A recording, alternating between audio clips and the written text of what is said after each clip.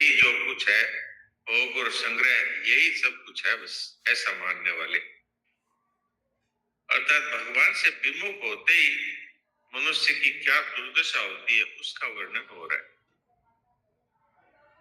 अब अपने जैसे मनुष्य हैं, फिर भी उनको ऐसा लगता है ये हमारे शत्रु है, इनको मार डालेंगे, इतनों को हमने मार दिया, इनको और मार देंगे, हम कितने बलवान हैं और हमारे समान सुखी कौन है। जबकि उनके भीतर भय, चिंता, जलन, शोक सब रहते हैं, लेकिन ऊपर से इस तरह की डींग हाँकते रहते हैं।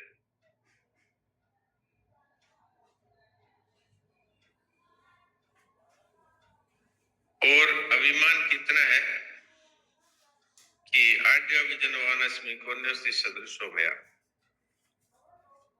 यक्ष दास्या में मोदी से ज्ञान विमोहिता।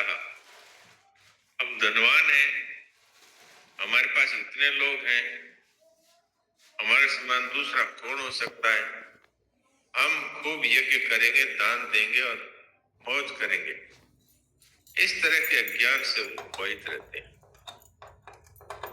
हमारे पास अभी कितना धन है, इतना सोना चांदी, इतना खेत जमीन है, इतना हमारे बड़े बड़े ऊंचे पदाधिकारी उनको हम जानते हैं, हमारे पक्ष में हमारे समान कौन है। और वो यज्ञ दान इत्यादि करते हैं तो भी इसलिए करते हैं कि हम सब के ऊपर टांग फेर देंगे। हमारे समान कोई यज्ञ कर सकता है तो कोई दान दे सकता है।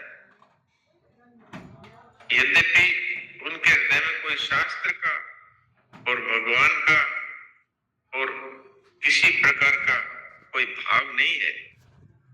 उनका तो भाव ये है कि लोगों में हम कैसे सबसे बड़े और किस तरह से हम सबसे ऊंचे हैं, ये दिखावा करना। तो नाम मात्र के यज्ञ करते हैं, नाम मात्र का दान देते हैं, लेकिन अपना नाम बड़ा हो जाए इसके लिए कार्य करते हैं। यजन्ते नाम यज्ञस्ते 17वें श्लोक में कहा, वो केवल नाम मात्र का यज्ञ करते हैं, या यूं कहते हैं कि वो अपना नाम ऊंचा दिखाने के लिए यज्ञ करते हैं। अनेक चित्त विभ्रांता मोहजाल समावृता प्रसक्ता काम भोगेषु पतन्ति नरकेषु अशुचो। परमात्मा से विमुख हुए ऐसे आसुरी संपदा वाले लोग जीते जी तो अशांति, जलन और संताप से भरे रहते हैं, और मरने पर उनकी क्या गति होती है ये 16वें श्लोक में भगवान बताते हैं। अनेक कामनाओं के कारण जिनका चित्त भ्रमित है और मोह जाल में अच्छी तरह फंसे हुए हैं और भोग और पदार्थों में आसक्त रहने वाले मनुष्य भयंकर नरकों में गिरते हैं। नरकों में भी कौन से नरकों में गिरते हैं कि जो महान अपवित्र नरक है उनमें, जिनमें मल मूत्र भरा हुआ है अथवा जिनमें खून और पीव इत्यादि भरे हुए हैं, ऐसे ऐसे जो नरक है, नरकों में भी महान अशुद्ध और असह्य यातना वाले, उसमें उनको गिराते हैं। तो भगवान ऐसा क्यों करते हैं, इसको आगे के श्लोकों में बताया कि भगवान है वो संसार के लोगों की तरह द्वेषपूर्वक कार्य नहीं करते, बल्कि सबसे प्यार करते हैं। जैसे संसार में भी किसी के 3-4 बालक हैं, 3-4 बच्चे हैं, उनमें से एक बच्चा ऐसा होता है जो शराब पीना सीख जाता है, जुआ खेलता है और बुरे बुरे कामों में लग गया, उसके ऊपर हत्याओं के मुकदमे चल रहे हैं। पर माँ है वो उसके लिए भी रात में 12 बजे तक जगती है कि वो आएगा तो उसके लिए दरवाजा खोलूंगी, उसको भोजन कराऊंगी। भगवान अनंत माओं की माँ है। माँ के तो यहाँ ममता होती है, इसलिए वो अपने बच्चे का पालन पोषण करती है, अपने बुरे से बुरे बच्चे को भी प्यार करती है। लेकिन भगवान है उनके है अपनापन, कि उन्हीं का बच्चा है और वो गलत रास्ते जा रहा है, तो उसको सही रास्ते लाने के लिए वो विपरीत परिस्थितियां भेजते हैं और मरने के बाद उसको नरकों में डालकर शुद्ध करते हैं। जिस तरह से बाहर से बच्चा अगर कीचड़ में भर के आ गया तो वो रोता है, फिर भी माँ उसको रगड़ रगड़ के स्नान कराती है। ऐसे ही भगवान उनको पापों से सने हुए देख करके नरकों में डालते हैं और उनको शुद्ध करते हैं, ताकि वो शुद्ध होकर फिर भगवान की तरफ चले और अपना उद्धार करे। पर ऐसे लोगों की स्थिति क्या है? आत्म संभाविता स्तब्धा धनवान मदान्विता यजन्ते नाम यज्ञ से दम्भे न विधिपूर्वकम। आत्म संभाविता का अर्थ है अपने आप को इस सबसे बड़े और पूज्य मानने वाले और अकड़ रखने वाले, धन और मान के मद में हर्ष में चूर रहने वाले। वो यज्ञ दान इत्यादि भी करते हैं तो शास्त्र विधि का उनको कोई लेना देना नहीं है, शास्त्र विधि से नहीं करते, अविधि पूर्वक करते हैं, क्योंकि उनको तो लोगों में अपनी प्रसिद्धि करवानी है, उनको कोई शास्त्र से लेना देना नहीं। और इससे उनको उनका अभिमान और बढ़ता है और दंभ और बढ़ता है। करते थोड़ा है, बताते ज्यादा है, करते वैसा है, बताते ऐसा है।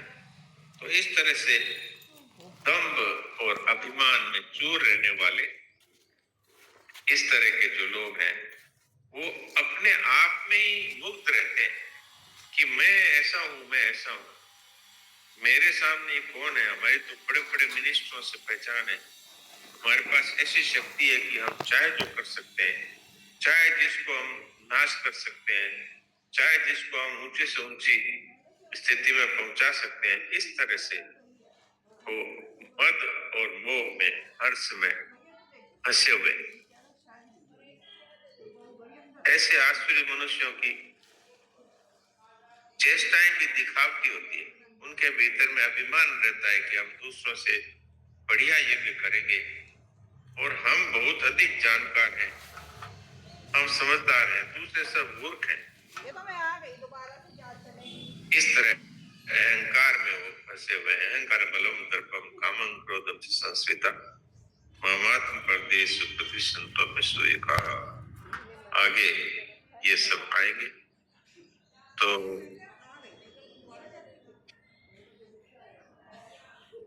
अहंकार से भरे हुए, बल और घमंड से, काम क्रोध के द्वारा उनकी दशा है अत्यंत ही निकृष्ट हो जाती है, लेकिन उनको यही दशा अच्छी लगती है। तो भगवान में भी दोष देखते हैं, भगवान के लिए भी कहते हैं कि भगवान है, वो भी भक्तों की तो रक्षा करते हैं और दूसरों का विनाश करते हैं। ये कोई बात है? अर्थात वो संतों में भी दोष देखना, भगवान में भी दोष देखना, इस तरह उनकी दशा होती है।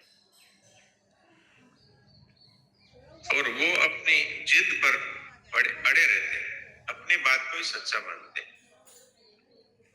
मेरा तो ऐसे लोगों से काम भी पड़ता है उनको जब उनकी दशा देखता हूं तो कुछ लोगों के साथ तो मेरी ऐसी हालत होती है कि मैं उनको समझा ही नहीं पाता, क्योंकि वो इतने अधिक अपने आप को ऊंचा मानते हैं कि वो दूसरों की बात ही सुनना नहीं चाहते। आपका क्या दवाई देख रहे हैं? मैं आपकी दवाई बताती हूँ। क्या दवाई देनी पड़ेगी? आप क्या दवाई, आपका कोई पाउच बनाना है दवाई का? क्या इन द्वेष करने वाले ऐसे मनुष्यों में भी महान नीच और अपवित्र ऐसे लोगों को मैं बार बार आसुरी योनियों में ही गिराता रहता हूँ। अजस्त्र कहने का मतलब है अनगिनत, अनगिनत बार में उनको आसुरी योनियों में और नरकों में डालता हूँ। संतों ने तो कहा है कि नरक में जाना ठीक है, पर दुष्टों का संग नहीं दे। हे विधाता, हमको दुष्टों का संग मत देना। इतना दुष्टों का संग है वो पतन करता है, क्योंकि मनुष्य नरकों में तो जाके शुद्ध होता है और ऐसे मनुष्यों के अंदर जाकर के पतित होता है, गिरता है। और भगवान तो सबके प्रति सुहृदम सर्वभूता नाम ज्ञात्वा माम शांति वृक्षति, इसलिए वो भगवान तो ऐसे भी अपने कपूत बच्चों को भी जो पाप रूपी कीचड़ में सने हुए हैं रगड़ रगड़ के उनको शुद्ध करते हैं, उनको नरकों में डालते हैं, उनको नीच योनियों में भेजते हैं, पर उनके स्वभाव के अनुसार ही भेजना पड़ता है। अब वो लोगों को मारते हैं, पीटते हैं, काटते हैं, हिंसक हो जाते हैं, तो फिर उनको कुत्ता और भेड़िया और सिंह इत्यादि योनियों में डालते हैं, क्योंकि उनका स्वभाव उसी तरह का है और अत्यंत ही अपवित्र नरकों में डाल करके उनको शुद्ध करते हैं। ये एक प्रकार से भगवान की विशेष कृपा ही है। जैसे हितैषी अध्यापक है, विद्यार्थियों को साधना करते हैं, में पीटते भी। आजकल तो पीटने पर एक प्रकार से बैन जैसा हो गया है, कलयुग की महिमा है। पर हमें तो याद है हमारे अध्यापक हमको डंडों से पीटते थे, पर ये उनकी कृपा ही है। उनकी कृपा के कारण ही हमारा जो कुछ है जीवन में शुद्धता आई।